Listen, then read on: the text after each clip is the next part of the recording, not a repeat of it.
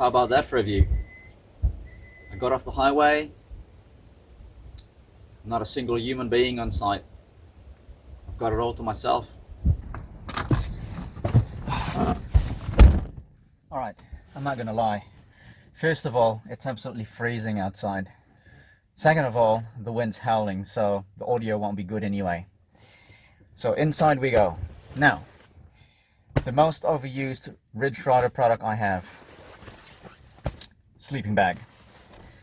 I've used this for about 2 months. Pretty much almost every single day of the week.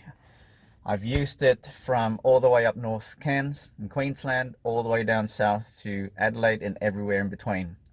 Ranging from -2 degrees Celsius all the way up to about 20. So if that's not a good enough test, I don't know what is. Like, honestly, there's nothing wrong with the product that I can find. I'm very happy with it. If there's only one thing, it's not anything wrong with it, but if one thing I can suggest is the bag says winter warmth. It doesn't give you how many degrees, you know, it's 4. Normally you'll have, you know, something in here. It tells you like 7-8 degrees or, you know, 2 to 4 degrees or whatever. But I can tell you that 15, you know, 10 to 20 degrees, no worries. 5 to 10 degrees, it's pretty comfortable. That's what I can say about it. -2 to about 2 to 3 degrees, which I have tried, yes. It is okay. At the time I only had a t-shirt, my pants, and a pair of everyday socks. That's all I had, and it was actually pretty good. It could be better, but it depends on the person, because obviously different people will have different tolerance to cold. The quality of the product, I say, is very, very good. You got to remember that this bag is under 50 bucks. I think it's about 30 something dollars or something. So the bag itself, I really like it because it's quite tough compared to my other sleeping bags, wherein the material of the bag is really, you know, thin and a bit see-through kind of quality, whereas this one is kind of thick, and it's really good because once you start shoving the sleeping bag into the bag, you know, normally you hold it around here, and then, you know, you shove it like this, and with this one there's no fear of ripping it, so it's quite tough material. So that's a thumbs up. And these straps as well, it's really good. You saw it before I opened it.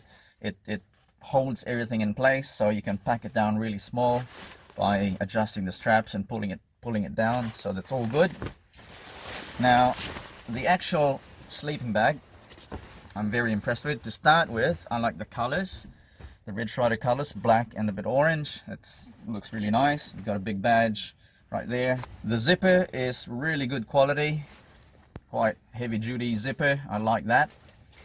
The quality of the material is really good. You get a little flap in here that tells you a little bit about the product. So the shell says 210T polyester, the fill is polyester, and the lining is 190T polyester.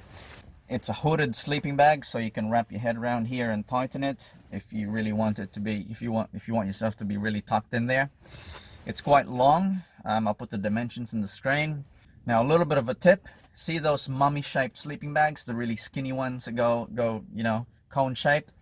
They're designed for really cold weather, because what you want to do in cold weather is you want to have the least amount of airspace in the bag, because that's just extra space that your body heat needs to, you know, compensate for. So since this is quite a big bag, if you're a smaller person like me, like myself, all you can do is either tie a belt or a rope or something on the excess bottom part of the bag, so the airspace is much smaller, just enough to fit your whole body in it. Otherwise, what I normally do is, if I know it's going to drop down to like -2, -1 overnight, is I just flip it. So I just kind of kick my feet up and then flip it and fold it like this, and then put my feet on top of it, so it's kind of folded in. So again, I'm shrinking that airspace in the bag. The other thing I like about it is the size of the actual bag to store it is just right. There's just enough room there for you not to struggle to put it in. So if you say shove it in like this, you'll find that again, holding the bag when you shove it in, it's really good because it's thick quality, good quality and thick material.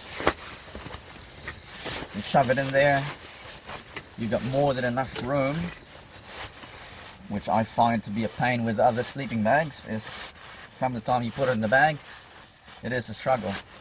Whereas with this one, not so much. You just shove it all in there, pull the drawstring, flip it around, put the cap on, like so. Again, the beauty about the top is that you can tighten it and pack it down to a really small size if you're kind of size conscious when you're packing. So it's a good thing. So there you have it, guys. That's my honest review of the product. Thanks for watching. If you haven't subscribed, do that. Give us a thumbs up and I will see you in the next video.